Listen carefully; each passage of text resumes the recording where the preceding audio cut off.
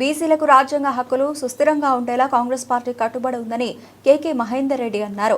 రాజన్న సిరిసిల్ల జిల్లా కేంద్రంలోని కాంగ్రెస్ పార్టీ కార్యాలయంలో నియోజకవర్గ ఇన్ఛార్జ్ కేకే మహేందర్ రెడ్డి మీడియా సమావేశం నిర్వహించి మాట్లాడారు. చేనేత దినోత్సవం సందర్భంగా సిరిసిల్ల చేనేత కార్మికులకు శుభాకాంక్షలు తెలిపారు.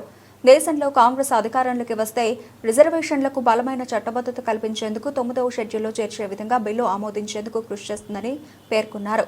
కాంగ్రెస్ పార్టీ అధికారంలోకి వస్తే కోటాలు వాటాలు నిర్దేశించడం జరుగుతుంది.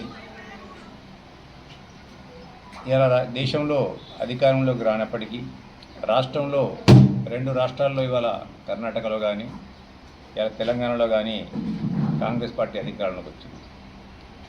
ఏదైతే మాట ఇచ్చారో కామారెడ్డి డిక్లరేషన్ ఆధారంగా బీసీలకు 42% రిజర్వేషన్ ఇస్తామని చెప్పడం జరిగిందో ఆ 42% ఇచ్చే దిశగా ఈ దేశంలో ఎవరు చేయని ఒక సాహసోపేతమైన నిర్ణయాన్ని గౌరవ ముఖ్యమంత్రి యనమల రేవంత్ రెడ్డి గారు, రాహుల్ గాంధీ గారు, ఖర్గే గారు, సోనియా గాంధీ గారు ఇచ్చిన ఆదేశానుసారం సూచన మేరకు కులగణన చేపట్టి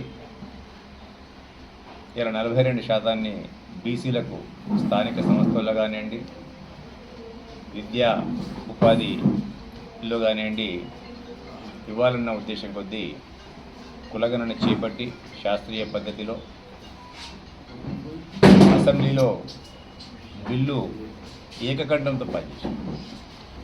ఏకకంఠం అనే పదం ఎందుకంటున్నా అంటే ఆ రోజు అసెంబ్లీలో ఉన్న అన్ని పార్టీల నాయకులు, సిపిఐ కానివ్వండి, బీజేపీ కానివ్వండి, బీఆర్ఎస్ పార్టీ కానివ్వండి, అన్ని పార్టీలు కలిసి ఏకకంఠంతో బిల్లును ఆమోదింపజేసి దీనికి పార్లమెంట్ యొక్క ఆమోదం అవసరం కాబట్టి ఆ పార్లమెంట్ యొక్క ఆమోదం కోసము ఆమోదింపజేసి రాజ్యాంగంలోని 9వ షెడ్యూల్లో పొందుపరిచి వారికి ఒక హక్కుగా ఇవ్వాలన్న ఉద్దేశం కొద్ది. ఏదైనా ఇస్తే హక్కుగా ఇవ్వాలి, భిక్షగా ఇవ్వకూడదు.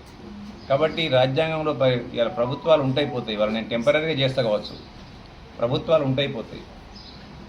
గతంలో బీసీలకు రిజర్వేషన్ ఎక్కువ ఉండే సమైక్య రాష్ట్రంలో. మారిన క్రమంలో బీసీల రిజర్వేషన్, ఎందుకంటే సుప్రీంకోర్టులో ఉన్న జడ్జిమెంట్ ఏదైతే సర్వోన్నత న్యాయస్థానం ఉందో 50% మించకూడదన్న సందర్భంలో దాన్ని తెలంగాణ రాష్ట్రంలో బీసీలకు రిజర్వేషన్ 23%కి పడిపోయింది. ఎందుకంటే ఎస్సీ ఎస్టీ ఇవన్నీ తీసేసిన తర్వాత బీసీలకు 23%కి కుదించబడ్డది. అటువంటి పరిస్థితి మళ్ళీ ఎదురు కాకూడదని చెప్పి భారత రాజ్యాంగంలోని 9వ షెడ్యూల్లో ఇంక్లూడ్ చేయాలని చెప్పి కేంద్ర ప్రభుత్వానికి పంపడం జరిగింది.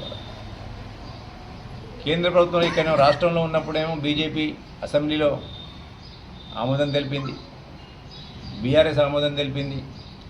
బీజేపీ పార్టీ ఒకవైపు మా ప్రధానమంత్రి మోడీ గారే బీసీ వాదం మా అంత గొప్పగా ఎవరు చేయలేరు, మేమే దానికి ట్రేడ్ మార్క్ అన్న లైన్లో వాళ్ళు మాట్లాడింది. కానీ ఎప్పుడైతే బీసీ బిల్ అనే బంతి పోయి వాళ్ళ కోర్టులో ఉండదో ఇప్పుడు వాళ్ళ నిజస్వరూపాలు, వికృత రూపాలు, వికృత చేష్టలు ఇలా బట్టబలవుతున్నాయి. అలా దానికి తొండిలు మొదలుపెట్టిండ్రు. బండి సంజయ్ గారు అంటారు, మరి నేను బీసీననే చెప్తాడు. పక్కనున్న అరవింద్ కుమార్ గారు కూడా నేను బీసీననే అంటాడు.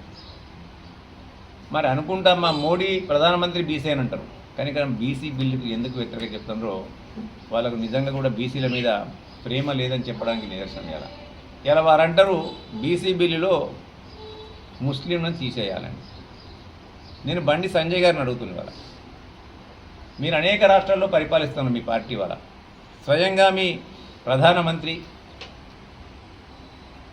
అప్పటి గుజరాత్ ముఖ్యమంత్రిగా ఉన్న నరేంద్ర మోడీ గారు ఆ రోజు రిజర్వేషన్లు తీసుకొస్తే అక్కడ ముస్లిమ్స్లను మీరు బీసీలో నుంచి తీసేసేయని రాని నేను అడుగుతున్నా. ఇవాళ మీరు పరిపాలిస్తున్న రాష్ట్రాల్లో ముస్లిమ్స్లను బీసీల నుంచి తొలగించిందా అని చెప్తున్నా. ముందుగా మీరు తొలగించానంటున్నా నేను. కాంగ్రెస్ పార్టీ తెలంగాణ రాష్ట్రంలో కాంగ్రెస్ ప్రభుత్వం కొత్తగా చేర్చలే. ముస్లింలు బీసీలు ఆల్రెడీ ఇంక్లూడ్ అయి ఉన్నారు. వాళ్ళు ఇంక్లూడ్ అయిన బీసీలను మీరు తీసేయాలంటే మీ యొక్క మత రాజకీయాలు ఏ విధంగా పిచ్చెక్కినయో పిచ్చి ముదిరిందో అర్థమవుతుంది వాళ్ళకి. కేవలం ఈ యొక్క క్రెడిబిలిటీ, ఎవరు చేయలేని సాహసోపేతమైన నిర్ణయాన్ని ఈ దేశ